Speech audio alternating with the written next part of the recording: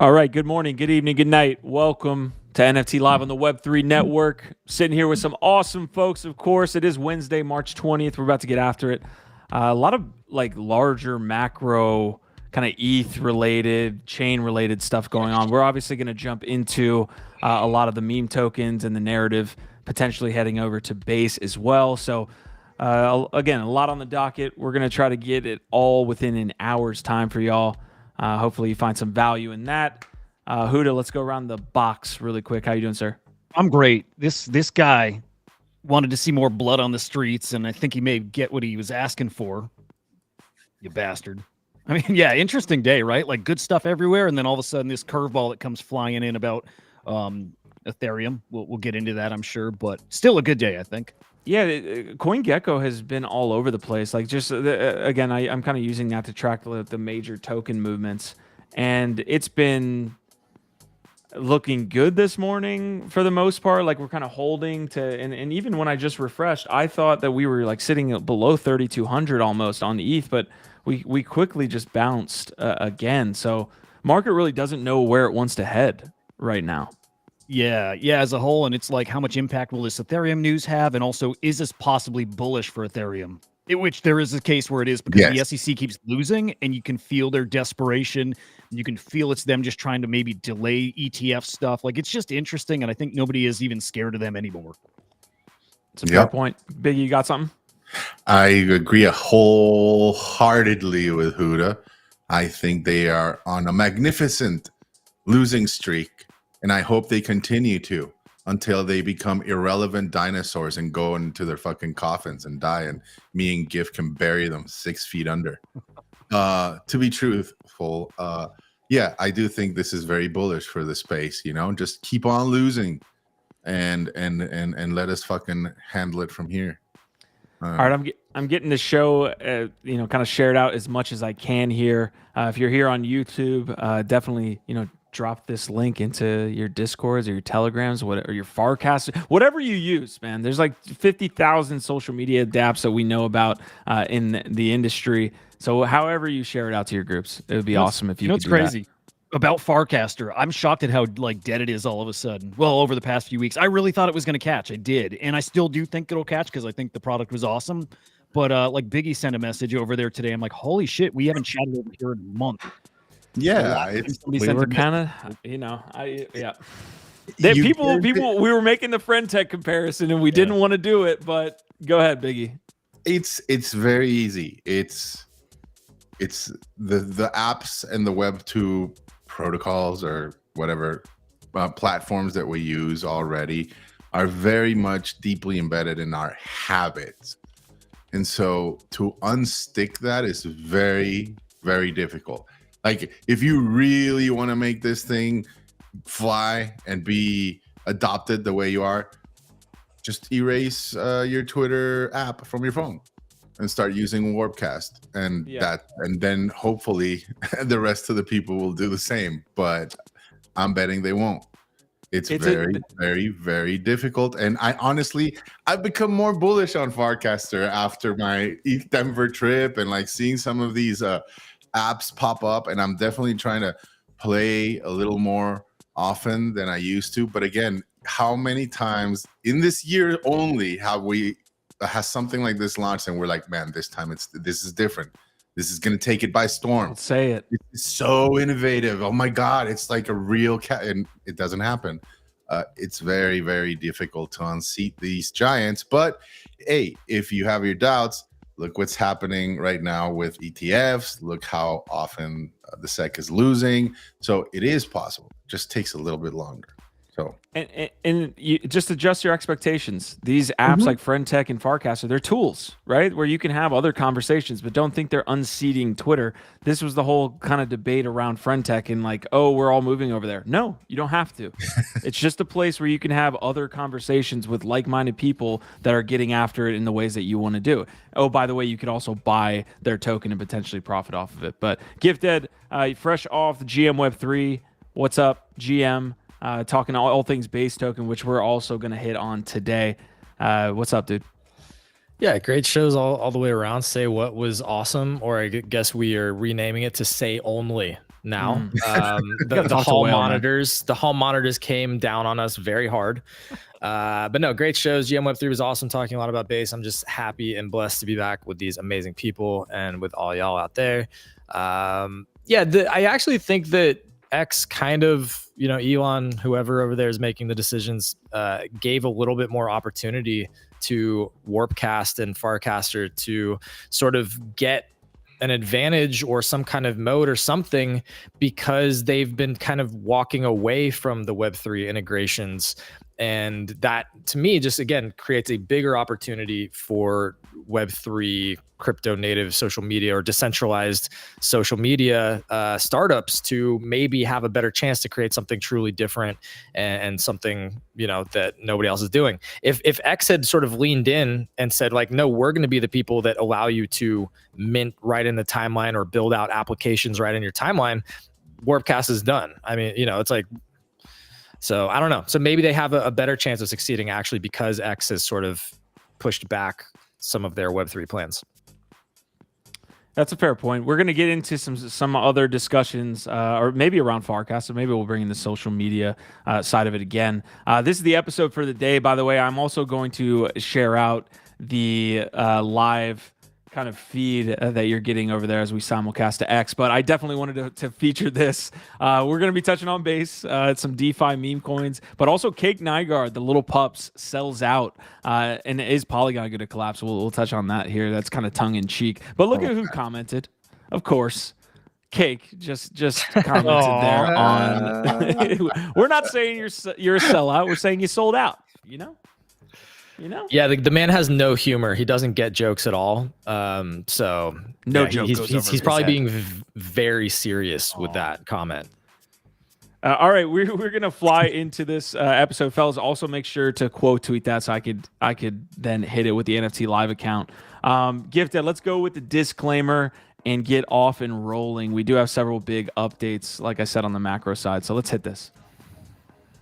Yes. The old disclaimer, the old handy dandy, as DP struts in here right on time. Look, we have a saying here, and I'll say it once for the people in the back. Thou shalt not speckle.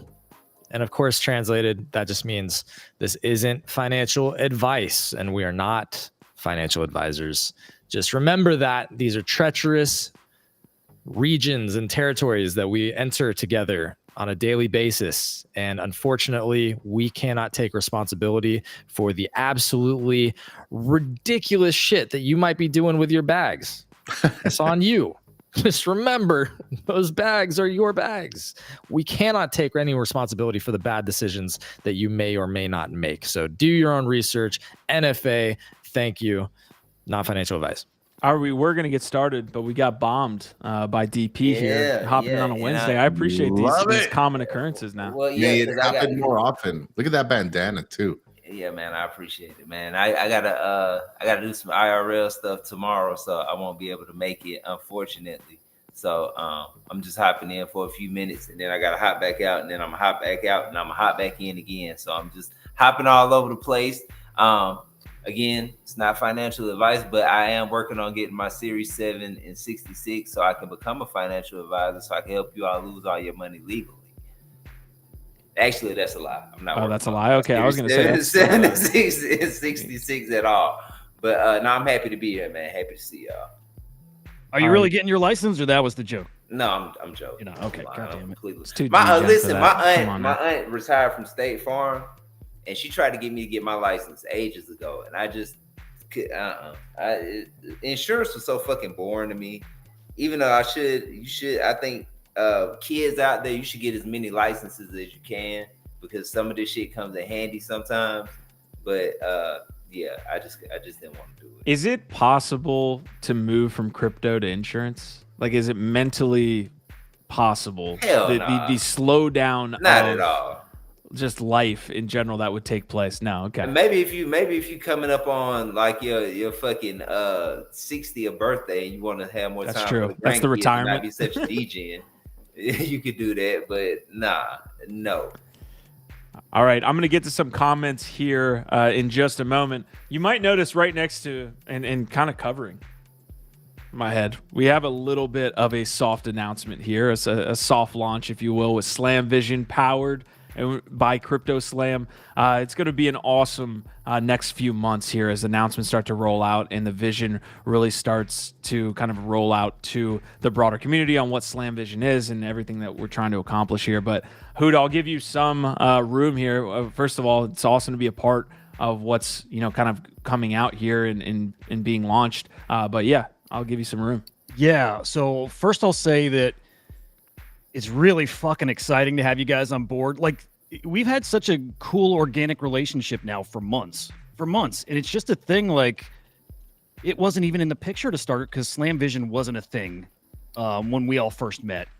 And things just started kind of growing and making sense. And, at Crypto Slams, things just started happening. And of course, you guys have seen that out on X at this point. All these partnerships you're seeing, projects like the Cool Cats tweet out, and there's a lot more big ones coming. It's pretty fucking cool.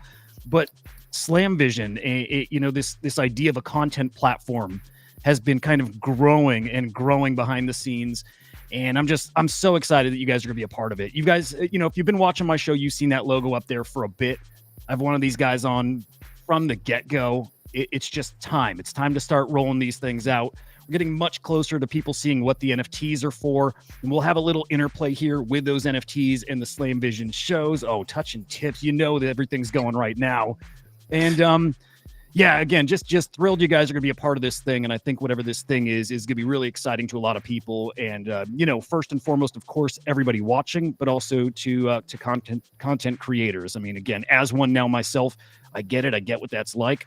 I think we're stronger in numbers doing this together, and that's what we're aiming to do. Excited you guys are on board. All right, I have one question for you. When are y'all taking a snapshot so I can quit doing the goddamn Zealy quest every day? You can, it's like one of those things. You can cool it if you want. You'll be okay.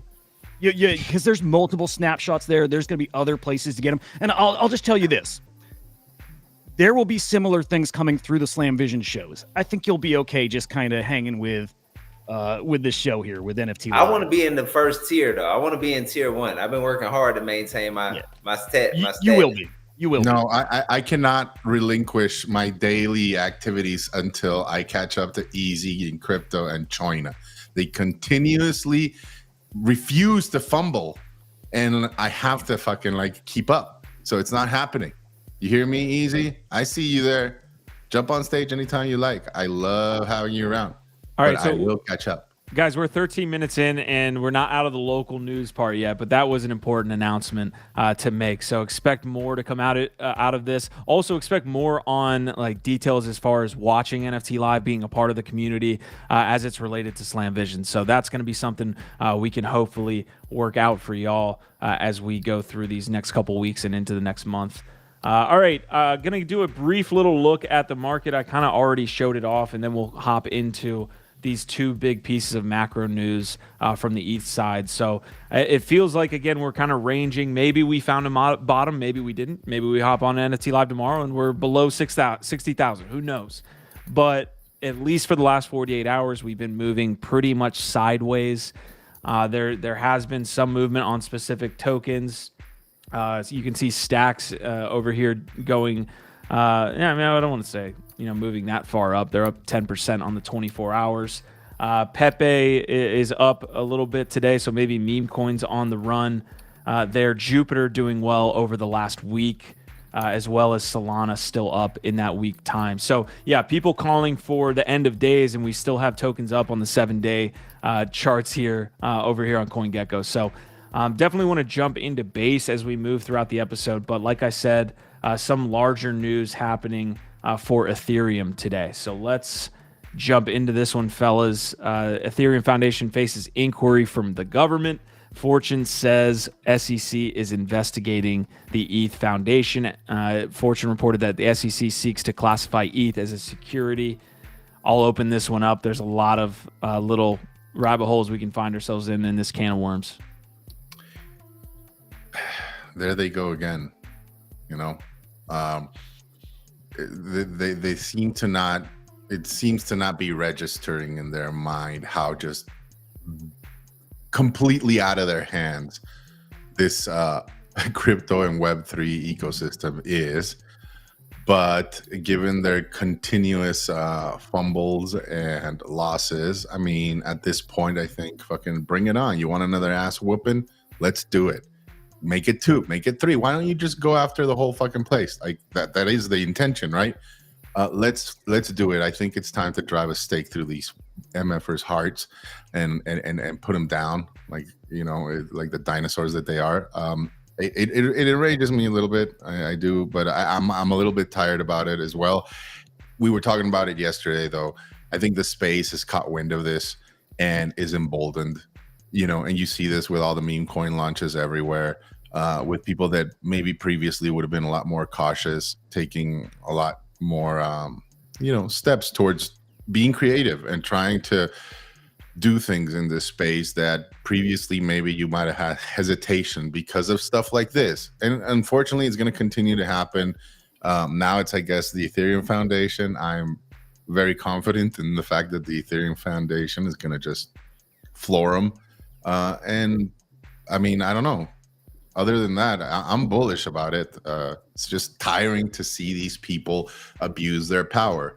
But that's what crypto was initially made for, right? To stop that. So bring it on. You know what's interesting too is something that made me bullish or made crypto click for me initially was when I realized it actually can't be stopped. I mean, even if there's rules banning it, you still could not stop people from actually transferring it and using it if they wanted to. And in a way that applies here too. It's almost with the meme coin thing. How are you going to police something that everybody can actually do? I mean, with a click of a button, you can almost deploy a token at this point. It's getting almost to that point. It's a thing that they're just applying these old rules to. They don't fit. You cannot stop it. They will try, but again, I think it's playing its course of them trying their damnedest, and probably it's their last chance to maybe get their way. It's not going to work. It is an impossible thing for them to do. Is this bullish for Bitcoin in the short term? Like very bullish for Bitcoin in the short term? I mean, I don't even know, because we've been going through this shit with them for years now. Like, I think it's just one of those things where it's like they come out, they say some shit, we're like, okay, yeah, all right, whatever, bro. We go back to doing whatever we do. Into this fucking meme. Yeah, I actually see what Huda's talking about. Like, I could totally see the normies picking up on this and being, did you see ETH maybe classified as security, and that like being the retail thought process of like Bitcoin is already not. That's part of the purpose of the way that the SEC does this, is they try and get big headlines and like kind of get like earned media to scare people, and it's almost like they regulate through fear. Like literally the headlines is often what they're going for in these instances. But like Huda's bringing up an interesting point, which is the sort of like this whole thing that we talk about a lot of times. We feel like it's inevitable, and there's a phrase that I heard recently that's electorally impossible, right? Like you use the word impossible, but I heard somebody explaining, like, when using Uber as an example, when ride sharing was brand new, Uber took off and became so popular so quickly because it was solving a unique problem and creating a great experience and matching, an excess resource, which is car space, with people that wanted easy rides and transportation.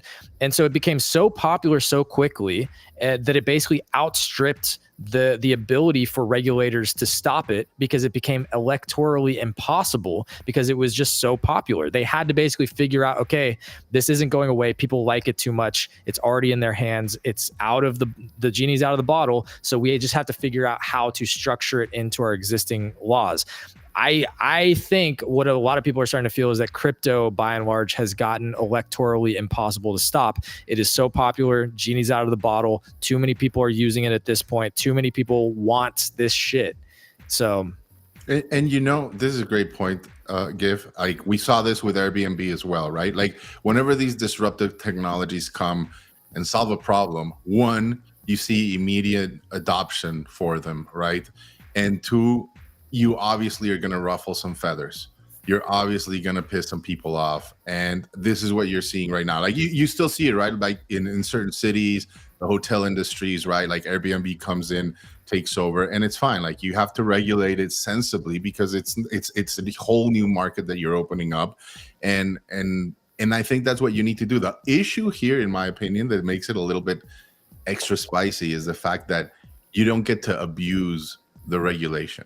Because sometimes when these technologies, something like, Uber or Airbnb come up, sometimes these, and you see it, right? Like, especially with Airbnb in some of these cities where like regulators come in with a ban hammer real hot and heavy and maybe don't do it justice, right? Like to both sides, like maybe abuse it for their own personal gains or for like a very short term purpose. With crypto, you can't do that. You will not be able to use the same tools because it's decentralized, bitch. But that was the whole point, right? And to me, it's like it's like in a fight, right? Like you start reading your opponent, you see that he likes certain combinations, and then you start building up your responses to these things, right? This is just stress testing the system to me, right? It's like, all right, keep coming with all your different angles, keep attempting to use different strategies. All you're doing is giving this open source technology more tools on how to block. And eventually you will just have to fucking throw in the towel and go elsewhere.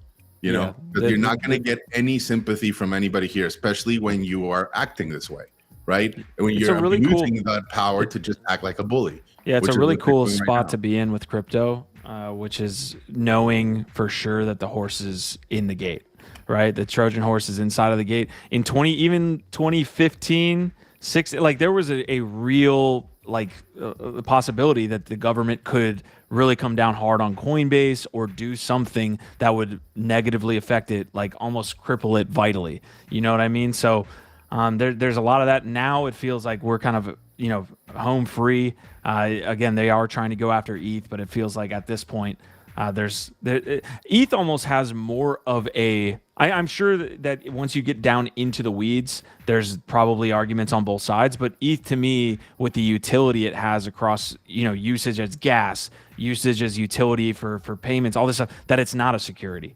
But I'm sure that there's the other argument to that is I'm staking and like receiving that as a reward, all this stuff. But go ahead, Huda, you got something? So a couple things. Well, yeah, I guess a couple different points here. One, again, is this just some kind of a delay tactic, do you think, to get that ETF postponed, right? Like they know there's no chance, but it's just like, it's almost like Trump does in these legal cases. He's doing whatever he can to drag things on to get past the election, right? Yeah, it just feels very much like that.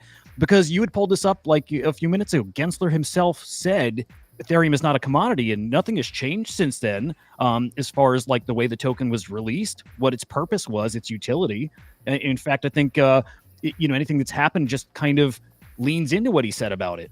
So, yeah, it just doesn't feel like there's anything real here in any motive other than, again, ETF fuckery.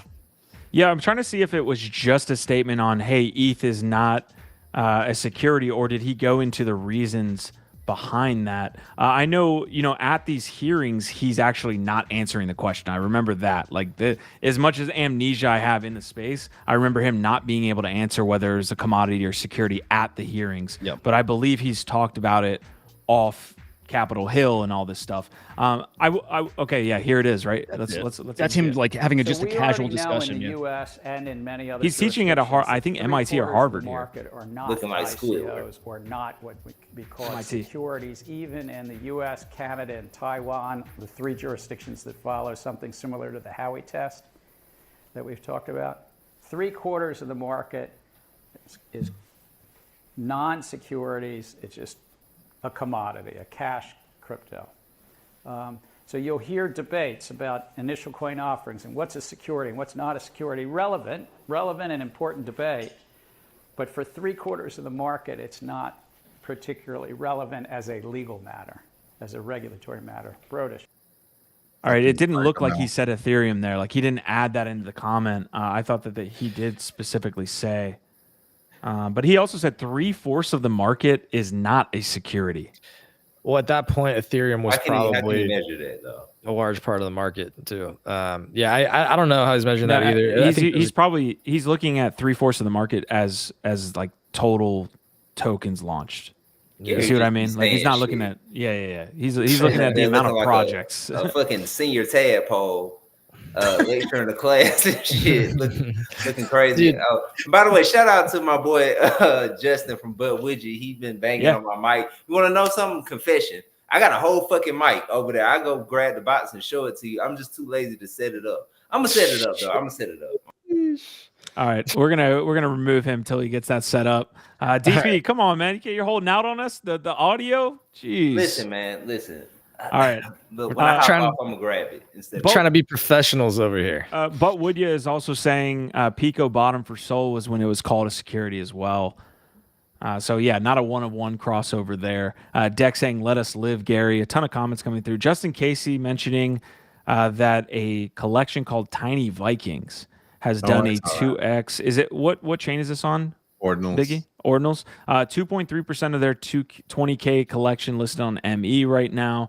The last 24 hours up 2x and is about to rock Who Faded, mentioning it multiple times. Fisker saying they should protect against SEC should protect against these YouTube scams and crypto ads and actually help people. So a lot there. Also, Heathen saying GIF looking handsome as usual. So Heathen coming through, I guess, with the necessary alpha.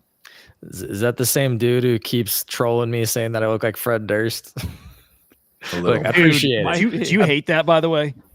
No, I actually like I will always say this. Limp Bizkit was actually dope when they were like early, like $3 bill. I literally still jam to this day at the gym like every single week. Nice. So no, like I don't hate it. It's kind of funny, and yeah, I appreciate you. But the one thing I wanted to bring into this is we don't like to talk about politics, but unfortunately, this is a political situation right now, and it's a election year. So there's going to be politics that comes into this sometimes. So, you know, we're going to try and keep it civil, but have debates about this. I know you're bringing up MAGA coin right now, right, GIF? That's what we're talking about? No? Nah, right. We can talk about that if you want. I'm fine. I'll just sit on my hands and listen. Tom Emmer tweeted again. This has been one of my favorite representatives because he quickly made a meal out of the cryptos, topic, the issues, made himself a pro crypto. Like I don't know many representatives' names, and I know Tom Emmer because he has owned this issue. And he tweeted out, so the SEC is requesting an extra $158 million from federal budget to police crypto's Wild West, aka us, right? And he just tweeted no. And I fucking love it. And the other thing that I've seen and why I bring this up is that, like, I'm an independent. I've been voting Democrat more so recently, but I'm not one or the other. I think for myself, but I'm basically a single issue voter, more or less. And I'm not a Donald Trump fan. It's not a secret. I find him somebody if you say that you're about to vote for Donald Trump, I'm going to lose it. No, I'm not. But I will tell you this: the one thing that has me. The one thing that's making me not want to vote for Democrats or even think about maybe voting for him is the fact that the Democrats keep being the ones that come out like saying we need to not approve the Ethereum ETFs, like anti-crypto, Elizabeth Warren. Like the Democrats are definitely painting themselves as the anti-innovation, anti-crypto party in my head right now. And it's unfortunate because I do think that you're gonna force a lot of people to make that hard choice.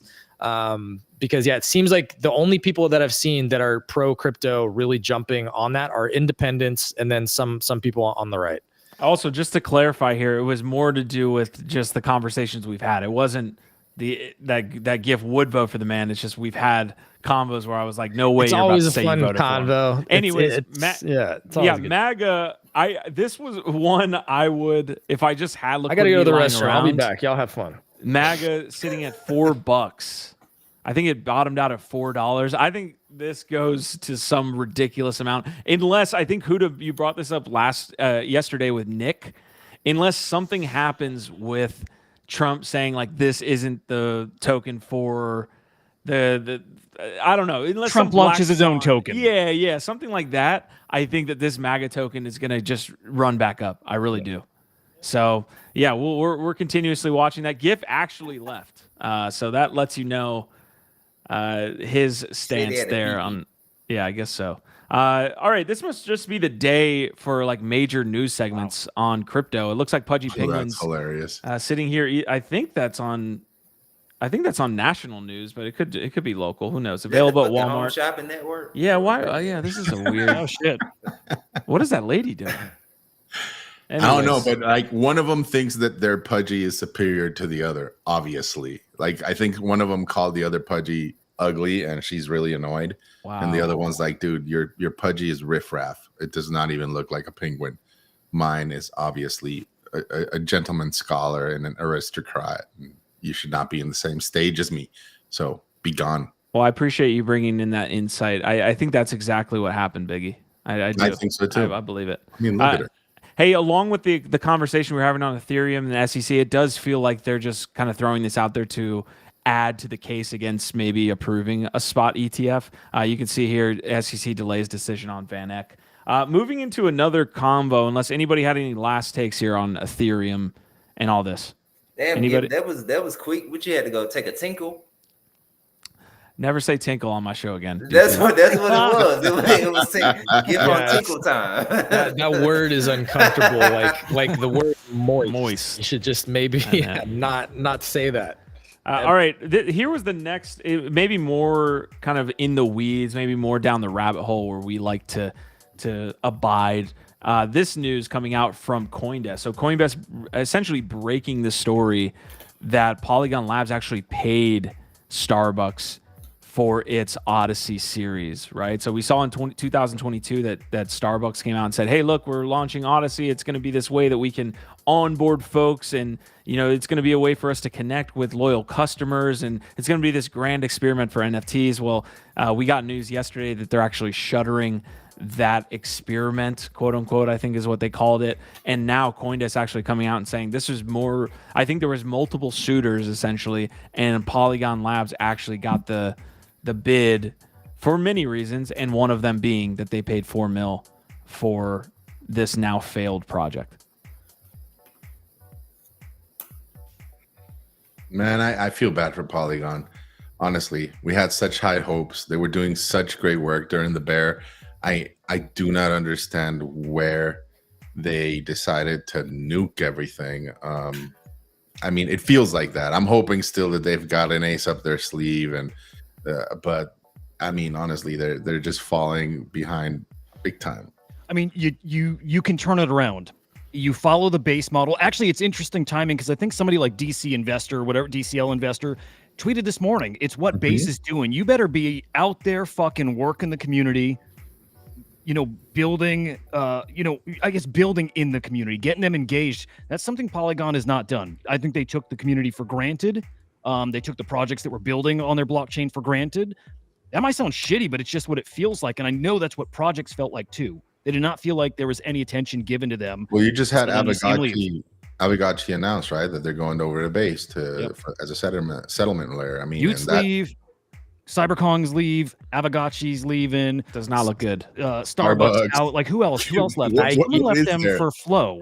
I'm trying to think Probably who that was. dot swoosh next, I bet. Yeah, we heard about the artifact news yesterday as well. Maybe we can briefly touch on that. Just in case saying, is this a surprise? They pay a lot of for projects. No. Someone back me here. Isn't it known that they give grants for projects to onboard? Here's the thing. I don't believe this was public, right? Like we didn't know. We did Yeah, not. so it comes off very like, the word is not shady, right? Like, again, we do know that grants are given to projects. We know about Utes. We know about the gods. They paid them to come over.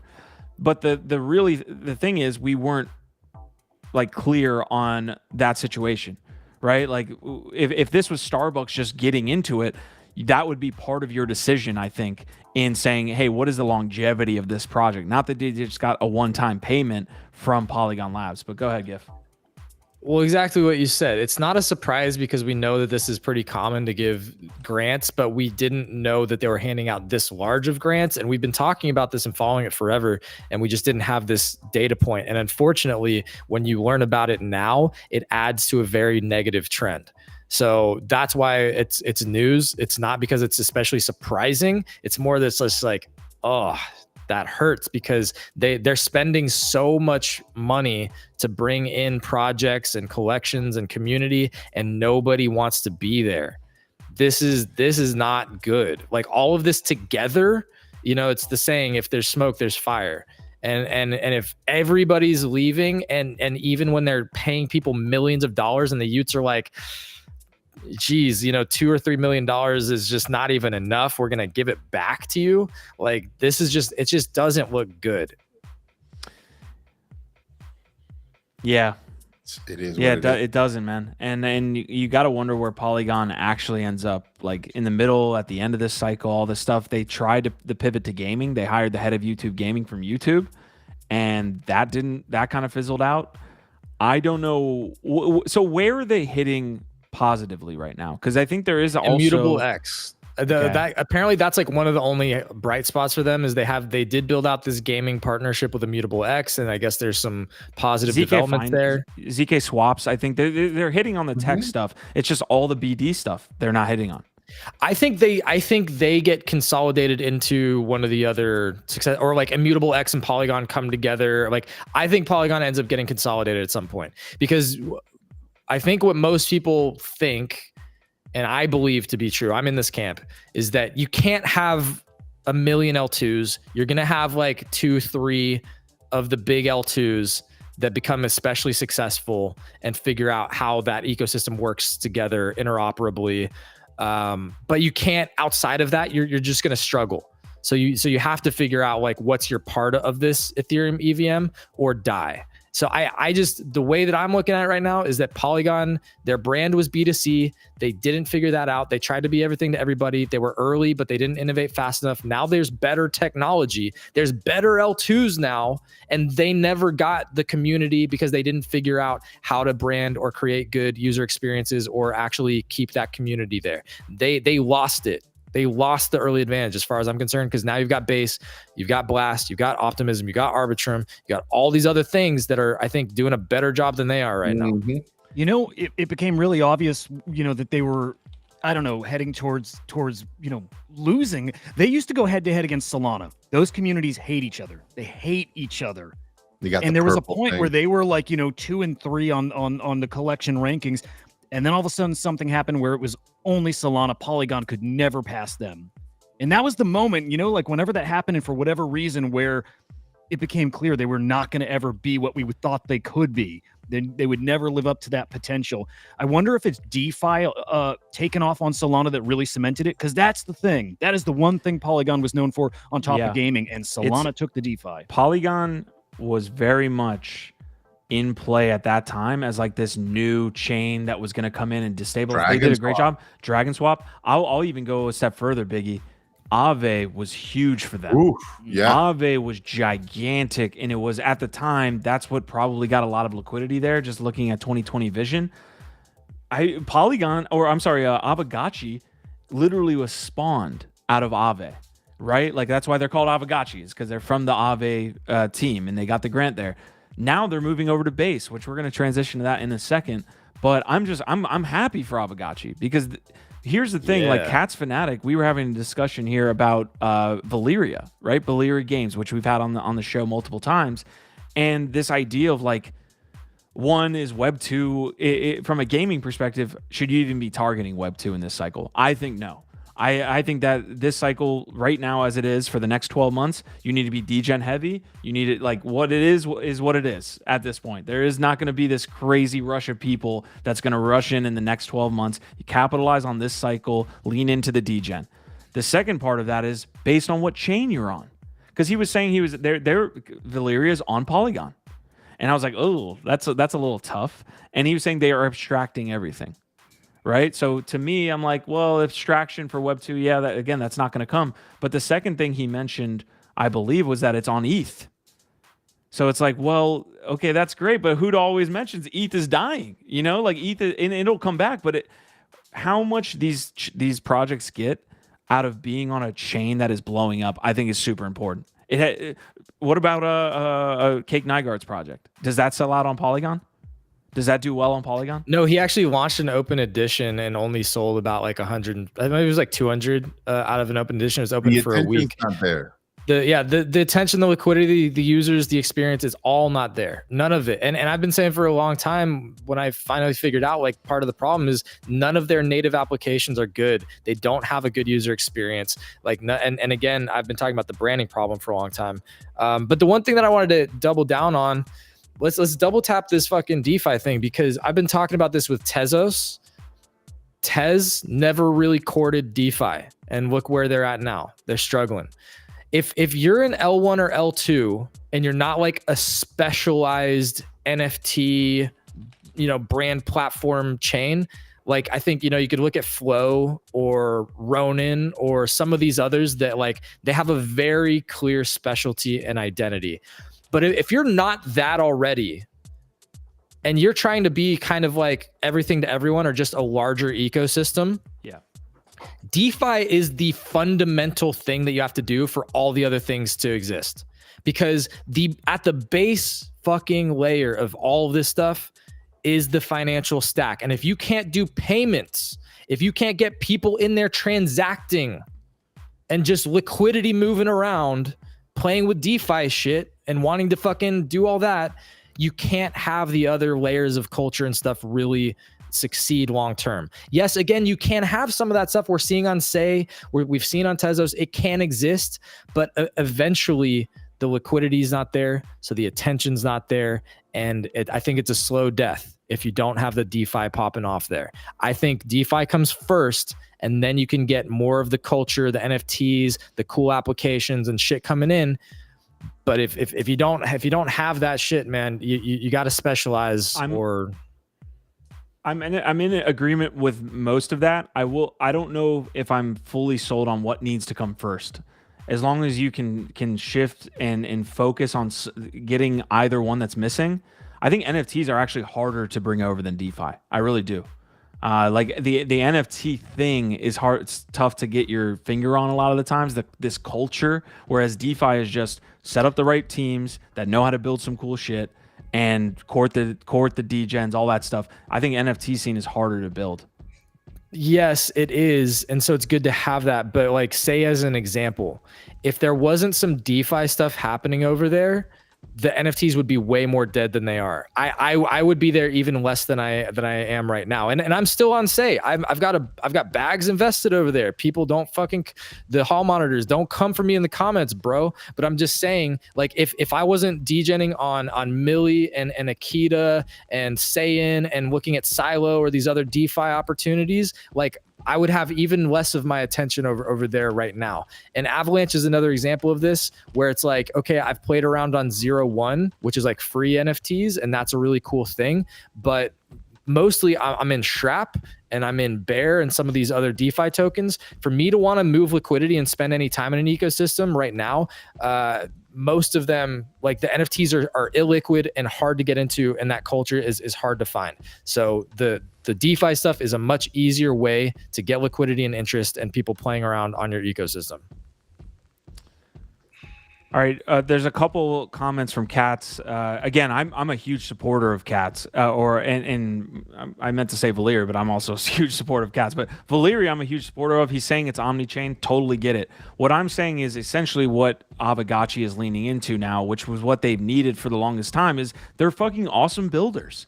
If you have a chain that is hitting on the timing, as well as supporting you like fucking crazy, that is not what they had with Polygon. You know, at one time, maybe, right? But, a year goes by and Polygon it's clear that they weren't headed in the right direction. I'm just glad they finally have a chain that potentially can provide them benefits as opposed to holding them back. But maybe I'm being harsh. Huda or Biggie?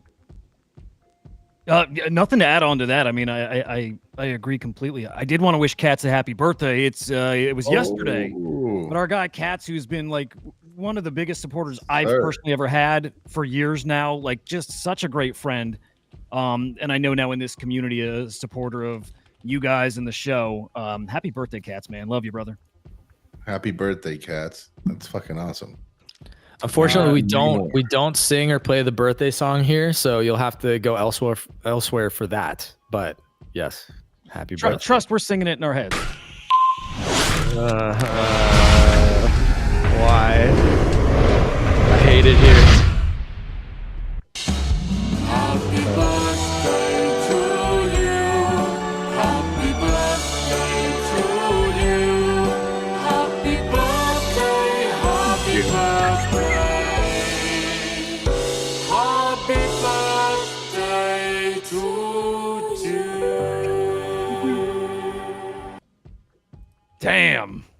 Again, we it's not do as the birthday song here, man. it's not as bad when people who can actually sing are singing it. So it's like I don't actually mind that as much as like people who just cannot sing in key being forced to monotonously repeat this thing that was a weird tradition when they were 5 years old. It's a weird bias you have against the birthday song. I gotta every time it comes up, I'm like, did you have a weird experience as like at 4?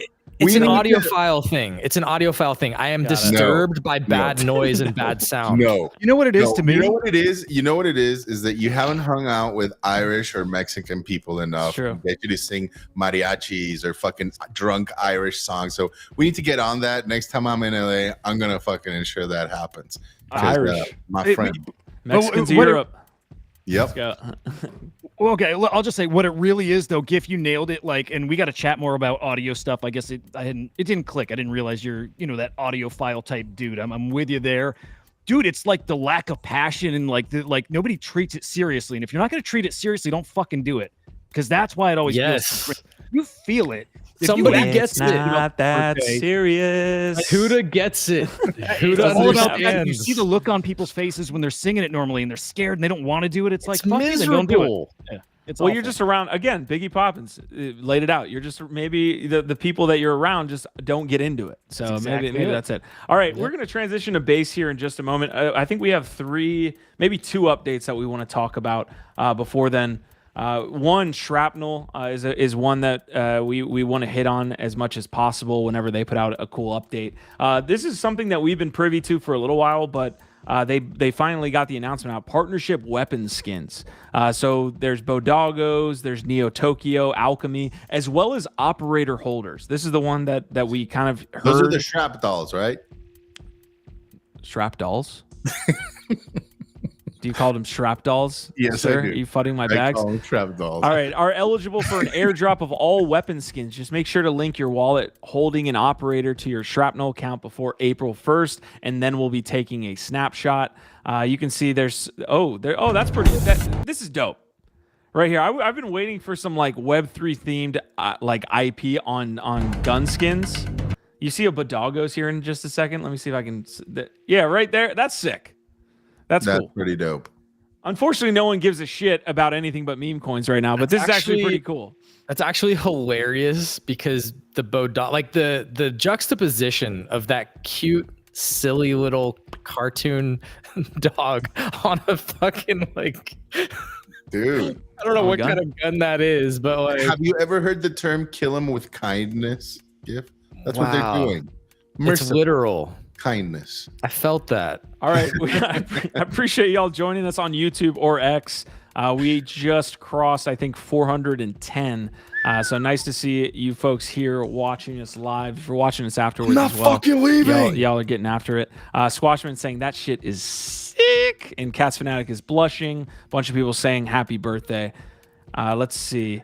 We got an update from base, by the way, real quick. Let's go hop ahead. into base here in just a second. This is the last thing I want to get to. Then we can jump into base full time. We did have this CyberKong's piece. What's up with CyberKong, sir? First of all, they're having a Good great sight. time. I want to be there. Yeah, they fucking nailed the cool thing. I don't know. I don't know what's all in this update yet. I just know that their Plan Collect game is migrating. Well, so it already migrated. The game goes live next week, and they've like buffed rewards. So they've done a couple things actually. One is, I guess you can go on these like adventure runs that will have rarer loot if you're like decked out in rare gear. So like the rarity of the gear you're wearing affects the runs you can go on, and then affects the loot you can get, the rewards you can get. And I think those rewards are gonna be pretty damn awesome. Going by what they've done in the past and the fact that they're trying to make it bigger and better than ever. So I think that's mostly what this is about. But again, I haven't clicked through to see what all is going on here. So these adventure runs or the gameplay, is this coming from? I saw them inside of Pixels. Like where is the gameplay actually? Do they have their own game that's being that they have live now? They do, and it was live on Polygon. It's very what's the word for it? Like it's like a passive experience. You basically idle build your team. Yeah, exactly. You assemble your team. You click go on adventure run. You can spend banana to go on it, or you get a free run every day. You get XP from doing these runs. You will sometimes come back with rewards. And so they're taking that and just, again, buffing the whole experience, now running on Ronin. And I think they would love one day to build it out into like a fully fleshed out game. Maybe that's its own separate thing, right? But people like the game. Like, it's a fun little loop. I've enjoyed sitting there playing for a while. Again, just click, wait for your guys to come back, see what they came back with. And again, there's been really nice rewards. Even these tickets you can get that lets you play in their claw machine, and there's Genesis Kongs in that claw machine, and there's baby Kongs. There's all kinds of things. It's pretty cool. Okay. So it looks like El Toro's on top of it. He was saying CyberKong just announced their new gameplay roadmap. Just in case, saying, I think the homie Ronin has been a Cyberbrokers OG, maybe others, but just got an email they launched the beta of Paradigm Found. Just more out of Josie and the team. So Love them. Maybe we can jump over there. GIF, if you can, well, I guess you can't drop the link here in the private chat, but I wanted to bring up that base announcement, and let's transition a little bit to base at the end of the show and see what we can get into. Sure. It's pretty quick. It's just that they've noticed the increased activity today and decided that the planned pause exercise will be postponed. So a new date will be announced once future future planned maintenance is scheduled with at least 1 week's notice. So basically they were having some updates planned and they said, you know what? Today's not the day. Let a DJ play. Yeah. I like that. Let them play. Yeah.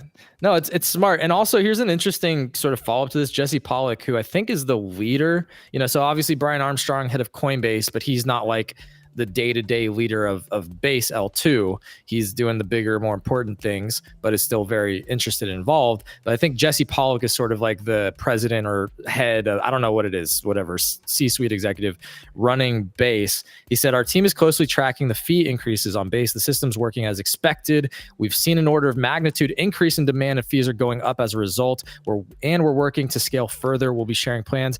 And this is in response to someone saying it's pretty based. The base considers high fees to be a technical incident. So yeah, Denkun doing what it needs to do. It's been like a penny or 10 cents to transact over there. But for them, when fees increase, they're like, oh, this is a problem. And like based. Yeah, I don't want to bring my Say bias into here. We do host Say morning spaces here, but that's some problem that Say is not going to run into. And really, this is like quadruple. I don't know what multiplier you can talk about when it comes to scaling, but we won't ever have these issues, essentially, with how far the tech is over there with Say.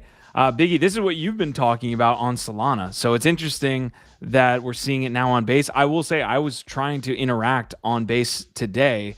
Didn't realize my ETH was low, but also I've never really had to worry about it because they're like 1 cent transactions. I was making multiple transactions. They were actually costing me, a couple dollars at the total, not, at the each one, but 25, all that stuff. I didn't realize this was like a larger scale thing. I was like, yeah, it's high. The gas is getting, pretty high, but yeah, we're seeing a little bit of a test, like you like to say. Yeah, stress testing the system. It's important. I want to see how it plays out, especially once Say launches, right? In comparison, like we got some pretty cool updates over there on Say What as well, right? Is like Q2. What did he say? Weeks. So a little vague, but not too much. Q2 sounds good to me. But honestly, like for the longest time, it's not that I ever dismissed gas, right? Like, I mean, they have those apps where you can go check how much you've spent on ETH and gas, and it's always painful to see.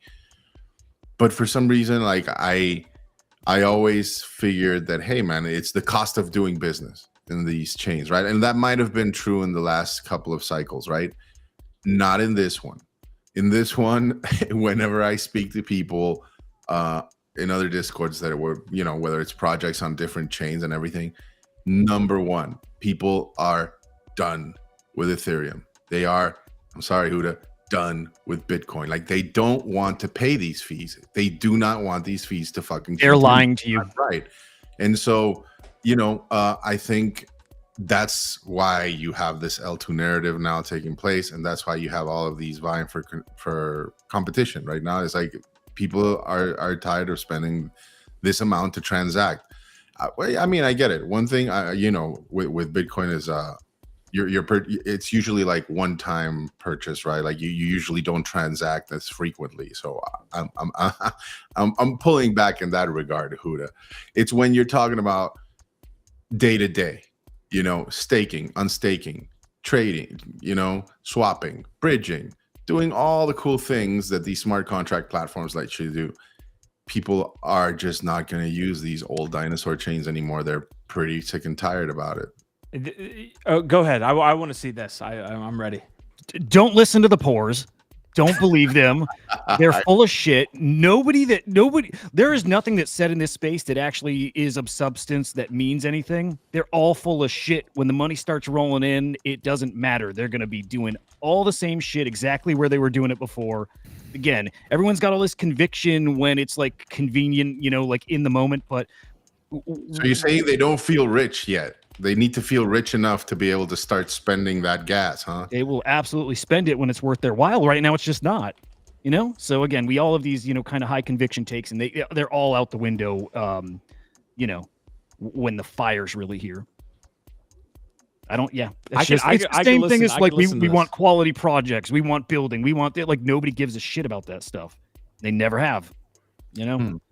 I get it. I get the sentiment. I get the take. I don't like it either, but I think it's both, right? So I'm going to take the middle ground here. I think that there's something real to the like people being tired of it, and that it is a problem, and it's why you're seeing Solana and Base and all these things pick up, is because people are finding out it's like, oh, this is much better. I can do way more transactions. I think that's real, but I also think, to Huda's point, that some of that is just temporary sentiment, and we know how people get in their bags and fucking emotional, and anytime that the narrative picks up around something, everybody piles onto that fucking narrative, and then when things change or the narrative shifts, people will just as quickly drift over to the other thing. So I think it's a little bit of both.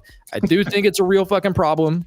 I think people do actually have this sentiment, and that it is much nicer to transact on Solana and Base. But I ultimately agree that like when money's flowing and there's other things to do and people want to come back for the right reasons, it's not going to matter as much, and they will do it.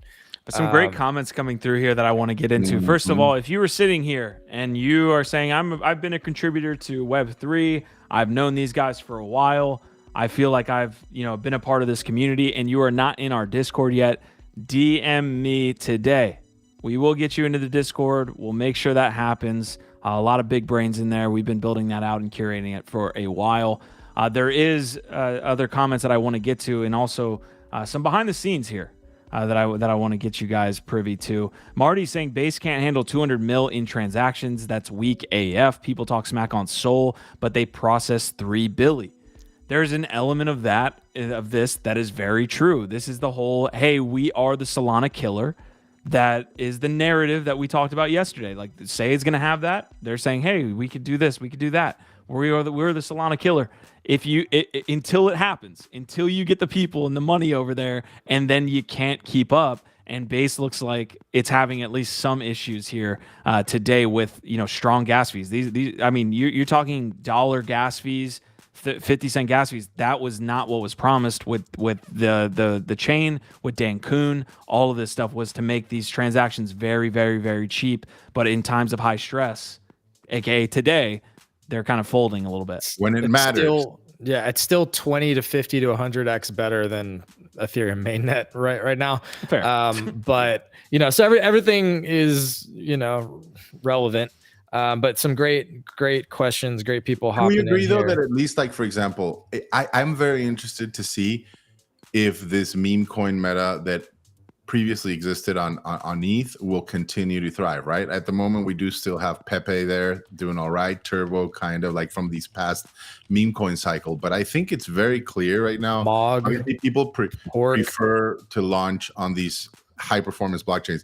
It'll be interesting to see by the end of the cycle, maybe once we get into the bear, to see if people still go to do this, because obviously the liquidity is still on ETH. But I don't know, Huda, I do think some people are just done with that. Like, even if they do feel rich, it's a principles kind of thing. Like I do feel like we've shifted that to a point where it's like, I get it. If it's worth it, if the juice is worth the squeeze, people will go there. I just think that the people that produce the juice are not going to want to continue doing it in a place that continuously fucks them on fees. Like that's what I mean. Like I think the principle there is a little bit, I don't know. I do see people over like a little more conscientious about that. Like where it's like, I get it. You know, like I'll eat the cost if it's worth it. And currently I can't because I have these assets where on a chain that just, that's what it charges. And so I'm going to do it. But once we're done with this cycle, it'll be interesting to see if people continue to adopt that mentality, that YOLO, fuck it, laissez-faire mentality, or they're just kind of like, you know what, I'm done. Because technically it's what we don't like from the banks, right? And from Swift. And from all these guys, you hit me. You can only get hit with a couple of transactions enough time to the point where you're like, "What the fuck am I doing? Giving these guys constantly this cut for doing nothing, right? Or maybe not nothing, but at least on these chains." I'll just say, like, I'm one of those people. I hate it. And I throttle way, way, way back. But when you specifically say it's like a principle thing, that's where I'm like, no, that's where like there are no principles here. Everyone says it, but there's not. They're gonna Really? be every bit as active as they ever were. They will. So you don't think there's an ethos or Very little. I mean, there is probably Straight up like 1% of people have some conviction that they'll actually stand by their word, and when when it's like crunch time, they'll actually like they'll stand by what they said. Mhm. They're not going Most to. of them 99% will not. I think that you will see fewer people launching shit coins and meme coins on ETH as opposed to Solana or Base or one of these other places. I think that's true. But you use the word conscientious, Biggie. That's not necessarily all bad. The fact that like Ethereum is going to have more conscientious builders wanting to launch there because there is sort of a barrier to entry. It's more expensive. And so, yes, there's downsides to that. It can hurt, I guess. It can be bad because people want to trade less, so lower frequency trading. So like when I'm sizing into a Pepe or a Turbo or a Mog or any of these Ethereum shit coins, I'm doing it in a way that's very different from how I do it on Solana or Base. And so there's something funny but kind of true about when Huda says don't listen to the poros or whatever, don't listen to the pores. It's because again, there's more of the penny trader I know like you can take that negatively. I don't mean it negatively, but more of that sort of penny trader, fast movement, mercenary style shit is happening on those chains because you can get in and out super quick for low amounts. You can buy in for $10 and then get out a minute later and take your dollar profit. And because you're not losing $50 in fucking gas by doing that. So the behaviors are just different. The types of people that are going to be trading there or how people are going to trade is different. I think they both have benefits. I think they're both valid. I'm on all of them. I think there's going to be quite a few that succeed bigly on Ethereum, like the Mogs, like the Pepes. Those are going to fucking succeed. But a lot of the other altcoins are going to be on Solana and Base. Maybe we've brought this up multiple times, and I think the more I get into it, and I've been around ETH for so long, and I do believe there's dope products there. To me, the bridges have gotten better. There's more chains, and so the question is when do people come back and potentially want to spend their money on ETH when the gas to me that question is more up in the air than it's ever been. With the amount of stuff that's being built everywhere else. So there's a lot of people that think, oh, Ethereum will come back.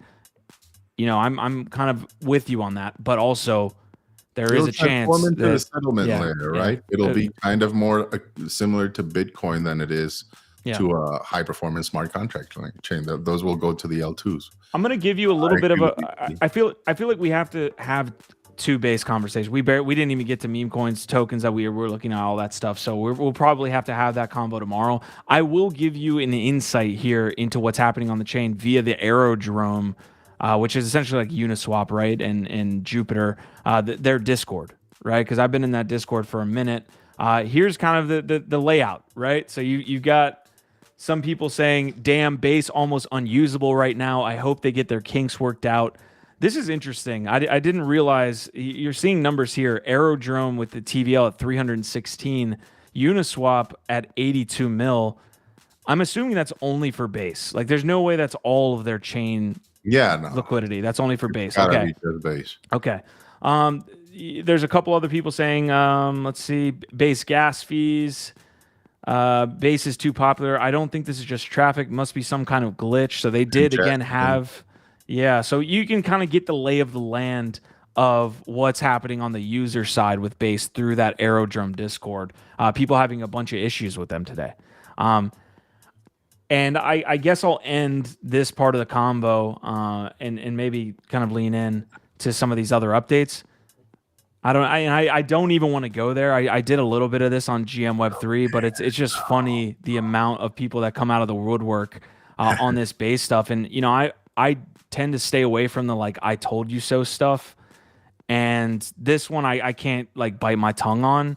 Like I was here on this channel, and maybe that's why. Maybe I didn't write the long fucking thread about why you should buy Toshi and Mochi and Friend Pet and Thank You Base God and all of this stuff. And now people are coming out and by the way, on the thesis that all of this stuff is going to be connected to Coinbase and there's going to be and all of this stuff was in fucking November, and now we're seeing it plastered across people's like timelines, and it frankly, I'm not that person, but it's a little triggering. It's very triggering actually, and so that's where I'll say it. I'm just because it just feels like you're caught in this situation where you're seeing it come across as like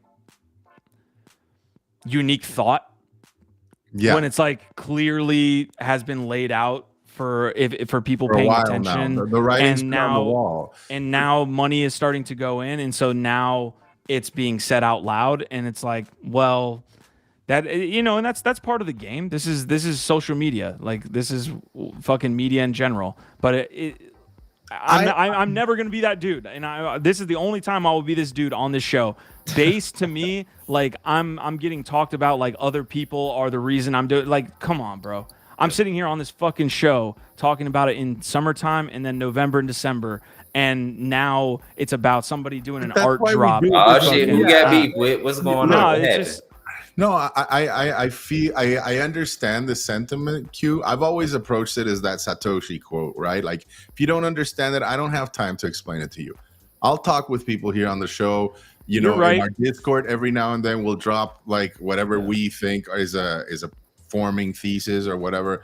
But yeah, I'm not gonna go out and write a thread and try to harness a following via that direction, and that's fine. Like, there's different strokes for different folks, but just like I wouldn't take it personally, right? Or it's true. Or I need to stop. Serve me in that regard. It's like, because if you were to focus on that, that's all you'd be doing, and you'd be missing all the fucking good stuff. I brought it up as a bit today. I'm not even like it's like, honestly. And then in Quantum saying Nifty Q, you moved on to Say and forgot about Base.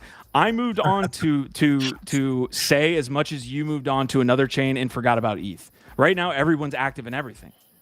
Wait a minute, it's are not we that I'm talking leaving about Base. I've been involved in Base this entire time, but I just need to put my foot down here on this specific topic. I won't ever do it again, but I just needed to say it. My man, glad needs you more did, credit. Put respect on Nifty Q's name, y'all. Dude, I shouted you out in my video this morning without mentioning your name. I said, you know who you are, but exactly like you said, you've been talking about this for months and months and months. Actually, similar to Katz with his Valeria thing. It's one of those things where I said, I'm going to regret not doing what, getting into what he's talking about. I knew that back then. I knew how right you were. I just didn't get into it, didn't have time, didn't have resources. And then here we are today where it played out exactly how you said it was going to. So super fucking impressive, That's man. Great, right? Like, we have a great crew of people that are out in the space trying stuff. And like, I think it's important to also highlight that all of us here have missed stuff that each of us have told each other is going to be huge because of what you just said, Huda. You don't have the time, you don't have the resources. It's impossible to catch everything, right? But that's why it's important to find like your right community and the right people to follow. And I'm very proud of the people that we have here and in our community, because I think it's one of the best places. It's not noisy. You don't have shillers. You don't have people constantly telling you buy this, buy that, or whatever. Just people laying out like their own thesis on different projects and different stuff. I'm very bullish on us, man, in that regard. It doesn't rub me the wrong way whatsoever. It's just more that cements your reputation here in this community where it's actually real and organic. And I think it's more impactful. I think it means more because of that. Because now people have seen it play out for months with you directly here. I agree. All of you have done this in various ways too. I agree with both of you. It's not like, again, this happened to be the case. Huda, you on Ordinals and Biggie, you've been talking about, you were in the art scene. You would get wait until Stacks fucking does the Satoshi Nakamoto and I start seeing everybody fucking stack. Yeah. But fuck them, dude. Hopefully by then I'm already forming a different thesis and a different chain with a different project, and that's where I want to be. Yeah. DP, go ahead. No, I just wanted a brief synopsis of the topic that we're talking about right now, because I don't want to like jump off the bridge and be wrong. We're talking about base, pretty much. We're ending the show. One thing I will say as well on this, and DP, I want you to hop in, just wrapping a bow. Like, understand that, and all of us are guilty of it too. Like, thesis and execution are way different. Like, and it's a little bit painful because like you get certain timelines and they match up correctly. And my execution wasn't great on this. Like, if you look back with 2020 Vision, just ape into and hold the top meme coins, and they're doing fantastically, right? So I got into some Aerodrome, some DeFi stuff. They're doing good, but the meme coin stuff, you could have just said, I'm going to sit here, wait till everybody comes, and you would be doing fantastic. I did not play it as nicely as I should have, and I missed this base wave. I'm with everybody else now, other than some of these DeFi plays. Like, I mean, I haven't checked the I'm not early. Like, you know what I mean? Yeah. I do not think it's too late personally. I think this is still just this is the first rumbling of people starting to be like, oh shit, there's something happening. So that means that like maybe there's a local top here this week, but it's not too late. Again, this is early in the cycle, right? Huda, like Huda keeps saying it. It's like it's still early, way early. I mean, I think this early. is a real Solana competitor. And I think bigger. It is. Retail DeFi is going two places in my mind. Like I and again, I'm not trying to like count out that Say and Avalanche and a couple of these others will have their things. They'll have a couple of things that do well, but the majority of retail DeFi, people coming in, the normies, when they're starting to just play around a little bit and learn about what DeFi can do, they're going to go two places. I'm telling y'all this right now. I've been saying it now for the last week or two. It's Solana and Base. That's where it's going to happen. And it's happening this cycle. So that's why it's not early, fam. Like, it is not early. And I luckily I was there with Q paying attention and did start to take a little bit more conviction in some of this stuff, and I've been hitting base now hard for the last month, and so I think I'm really fucking well positioned, because the way that I'm thinking about this, part of my bigger thesis is that my potential win rate could be higher because of the relationship between Coinbase and Base. So like if I get into a couple coins early that end up getting a Coinbase listing at some point, which is more, I think a little bit more likely, because I think they're going to get priority consideration. They have that fucking relationship. Then I just see that my potential win rate of degenning over there into some of these coins could be a little bit higher than some of the other places that don't have that relationship. So that's what I'm betting. I'm holding. I'm currently accumulating and holding a bunch of this shit, because I think this is just the fucking beginning for Base. So that's been the thesis. That's been the thesis. The Coinbase listings would be handled and whitelisted. So DP, what's up? So this is what I say, man. When we start talking about being early and late to anything, you have to kind of take it with a grain of salt. So really, the early conversation kind of stems around: are you going to be rich this cycle or next cycle? Right? It's really all about financial gain and how successful you will be around this time. And I say that because think about it. People thought that there would never be another Shiba Inu, another meme coin that never perform like Shiba Inu. Well, first of all, they thought the coin would never perform like Doge. Along comes Shiba Inu. Boom. Then we thought there'd never be another Shiba. Along comes Pepe. Then we thought there'd never be another Pepe. Along comes Bonk. Then we thought there'd be another Bonk. Along comes so on and so forth, right? And the thing is, what happens is people kind of start seeing these opportunities and they miss stuff. And it's like, oh man, I'm gonna have to wait. another 4 years, or I just missed the cycle. But as long as this remains an open market and the builders keep building, there will always be more products or more projects that come out that people are going to be very excited about. Where if you catch it earlier than everybody else, you have a chance to make life-changing wealth, right? Yep. And the thing is, the timeline is actually going to lessen. It's not going to be a 4 or 5 year timeline, because the activity in the market is going to pick up, which means that we'll have more developers and more builders and more creators coming over, creating good products that people are interested in right now. So I don't necessarily, I've kind of trained myself to start getting out of the whole, I missed the wave, it was early, because truth be told, man, that shit'll give you anxiety. You won't be able to sleep at night. If you really, really locked into this market, when you see yourself missing shit, and it's like, damn, like I could have made $10 million here, and I could have made $50 million there, and you're not exaggerating. That's the thing. So before, people be like, I could have made a couple $1 million, and it's like, okay, it's an exaggeration. I could have made a lot of money, but no, I really could have made $10 million if I would have went with my first mind. That shit is depressing, especially if your financial situation isn't where it needs to be. So you have to start coming up with different mantras and different thought processes and different mental exercises that'll take you out of that mindset of, oh my God, I'm afraid to miss something because it'll never happen again. Because we've been proven time and time again, it will happen again. It's just a matter of time. You just have to stay aware.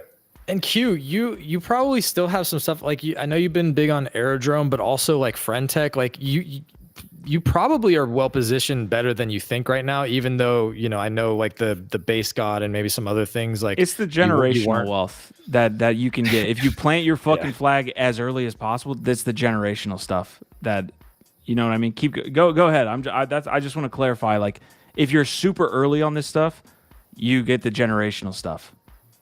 I agree. There's a huge difference, and it's crazy, right? Like when you look at the market cap, right? Like a huge difference between getting in sub 1 million market cap versus 5-10 million. And I mean, it's nothing to scoff at. Still beats the living shit out of traditional finance, right? Like turn $1,000 into $100K. But when you get early under 1 mil market cap or stuff like that, like that's where you can really potentially see like millions. So I feel you, Q, and it's very exasperating sometimes, right? I always see it like I'm in like a big soccer field, and it's just raining fucking balls everywhere, and you're just like, like at some point, like one is gonna land in my fucking lap, right? Or I'm gonna be able to catch one, and I think that's great. That's I don't know. I still see meme coins as what they are, which is lotto tickets. You're just buying lotto tickets. Like maybe there's like a little bit of a gamification there, like you said, of spotting the right one and positioning yourself there early and having the testicular fortitude to hold, right? Whether it's for a long time with nothing happening or through the peaks and valleys that need to happen for you to get up there.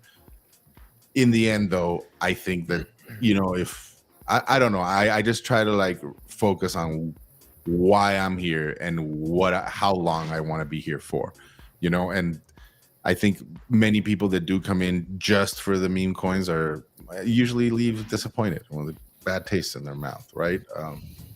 And I know Aerodrome is not a meme coin. That was a really good call, which I am positioned in thanks to you. Dude, I don't want this to be that type of episode. I was trying to create a bit. That's not the whole thing. Like I'm positioned in many things, mostly because of other people.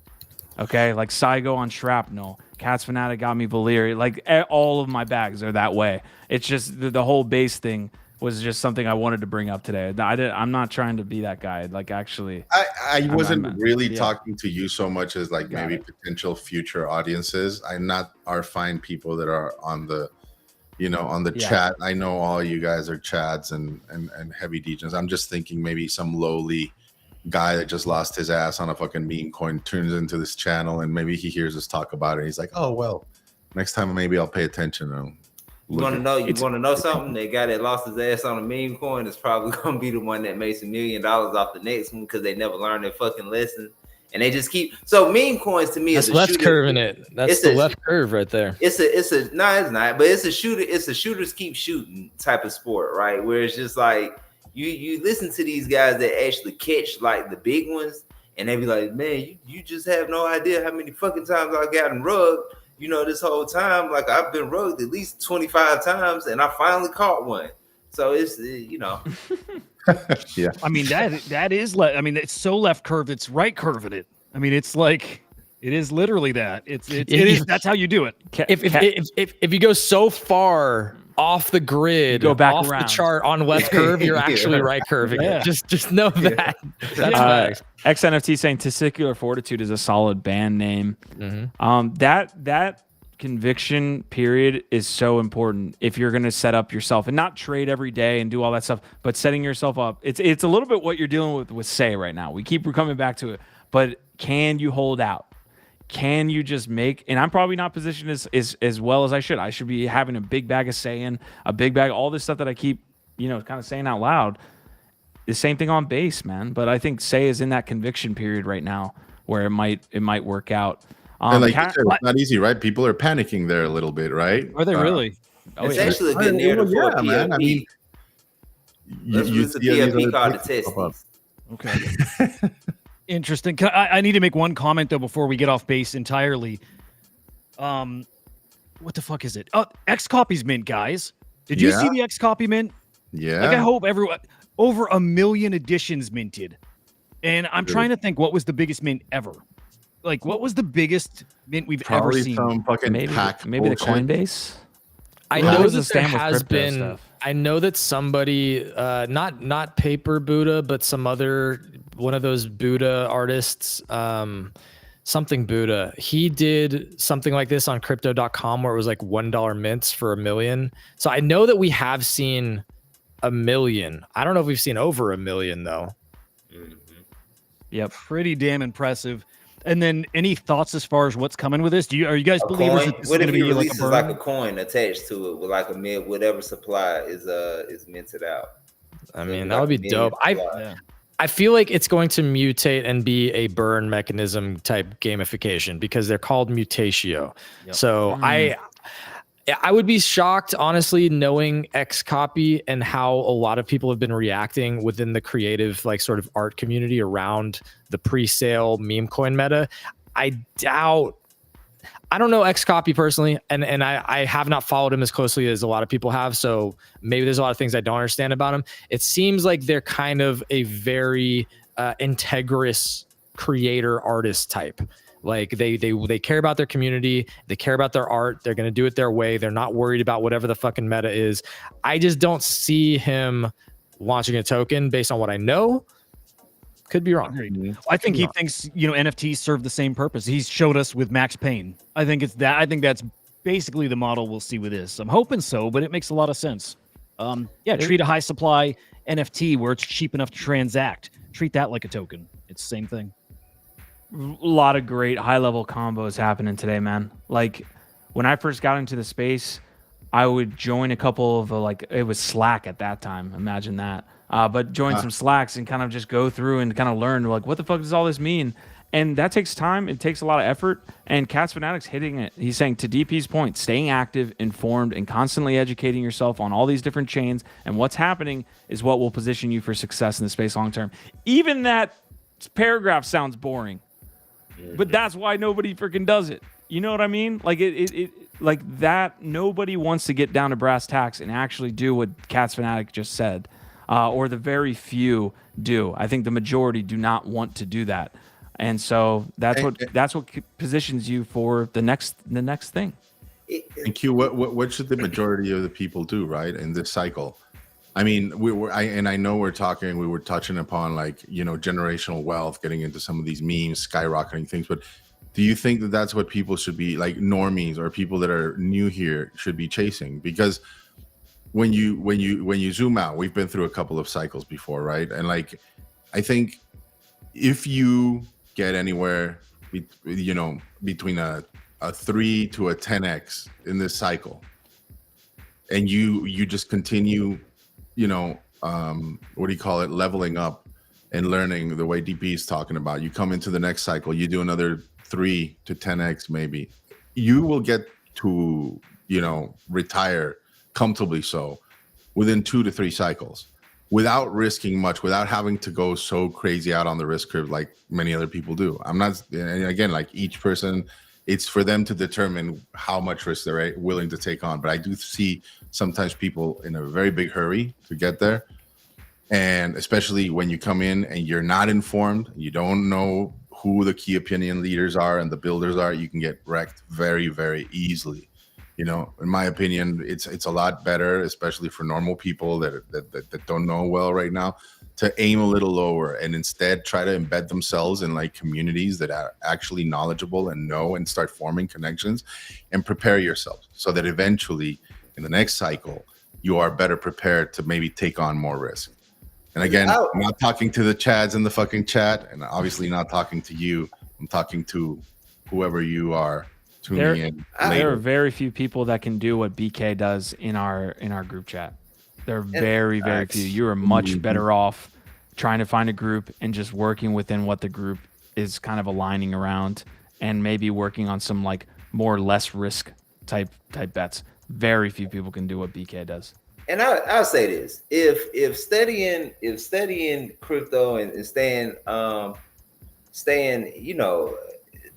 abreast of what's going on, if that's boring, and go fucking try it in the stock market, or go study phlebotomy or some shit. That's much more boring. At least over here, you can in 6 months, you can completely change your life and your family's life, and you get a chance to be a fucking degenerate. Who can talk? I can't talk like this doing a fucking lecture on nuclear physics or some shit like that. Like, I can't talk like this.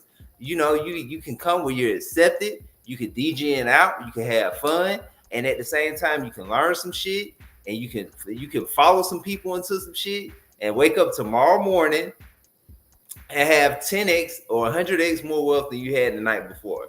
Now, that's probably not the best calling card, because that's a DJing calling card, but that's what most of you guys are fucking here for. Like, let's not kid ourselves.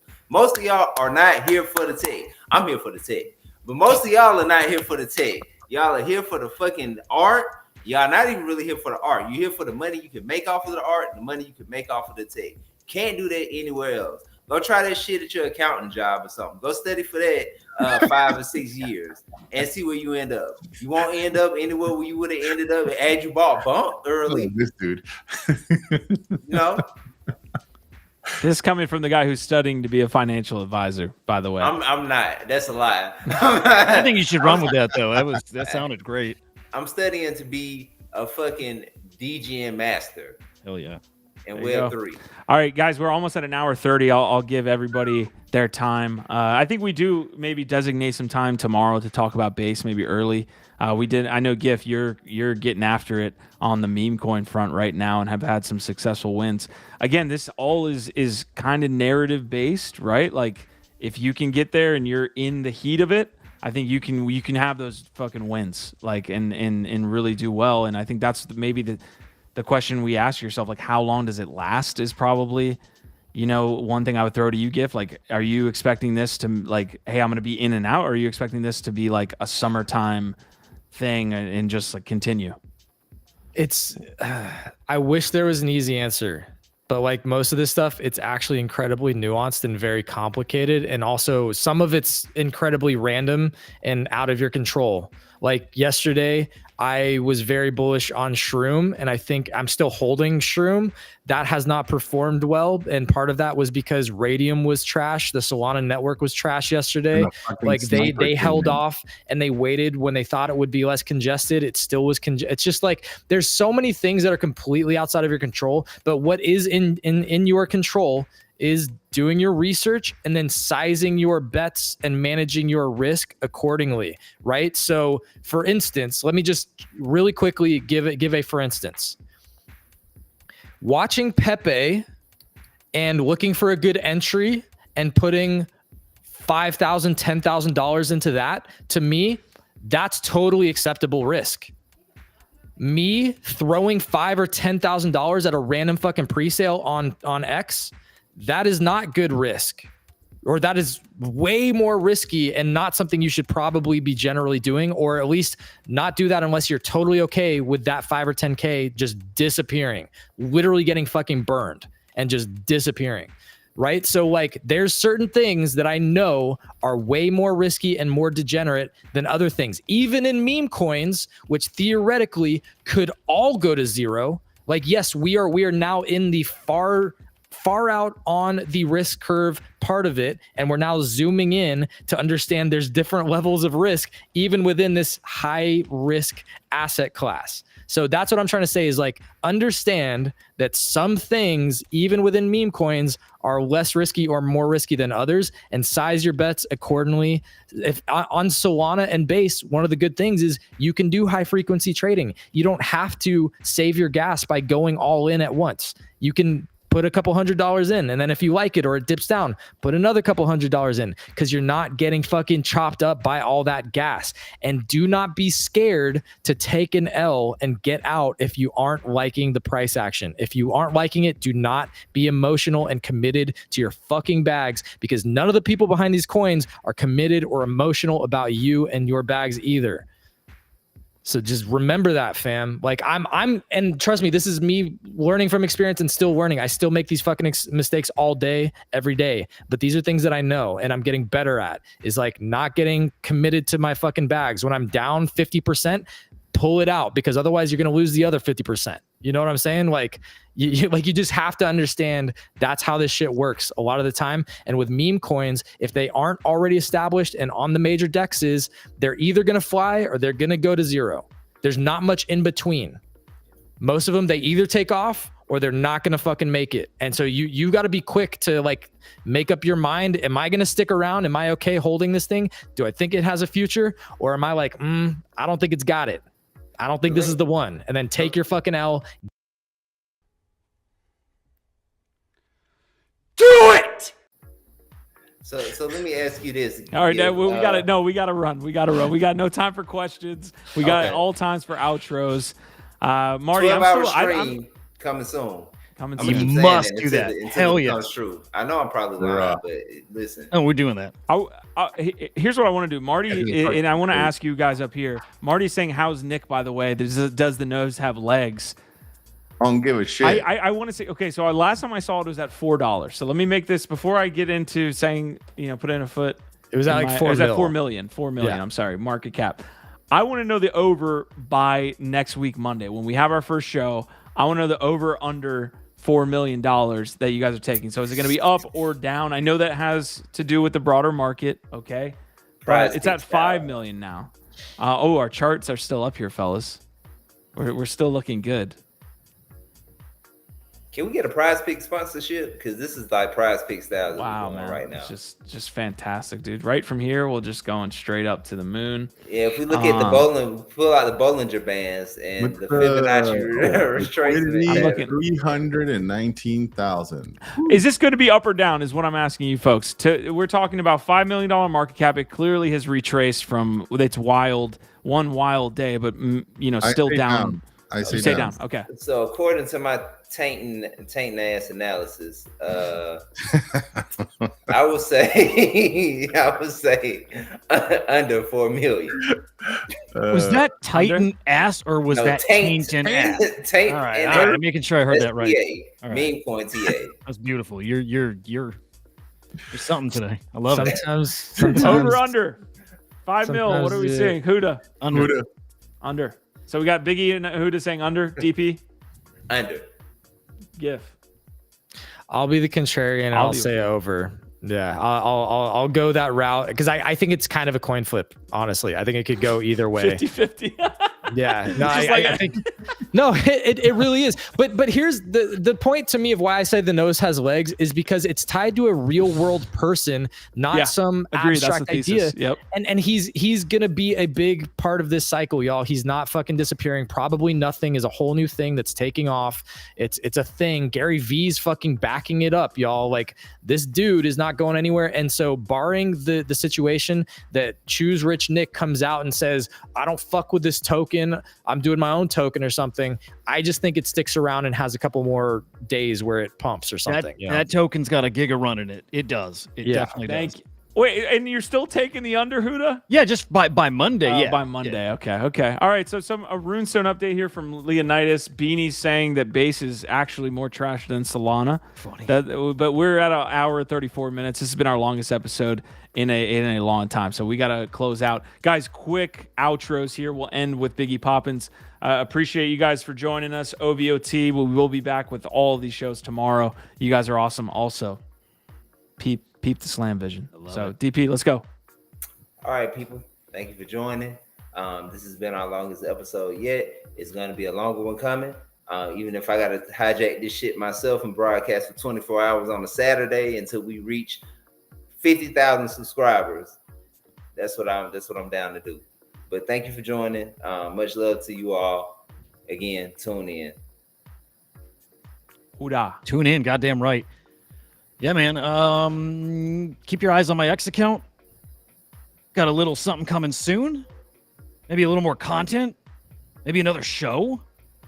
Maybe coming real soon. Maybe coming today. I don't know. Keep an eye out. What?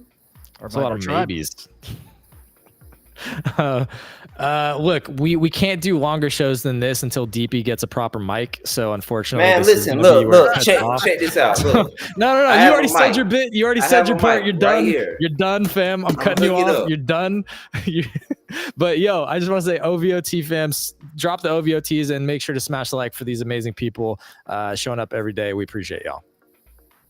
OVOT fam, always happy to partake in these combos with such amazing co-hosts and such a fucking awesome, well-informed audience.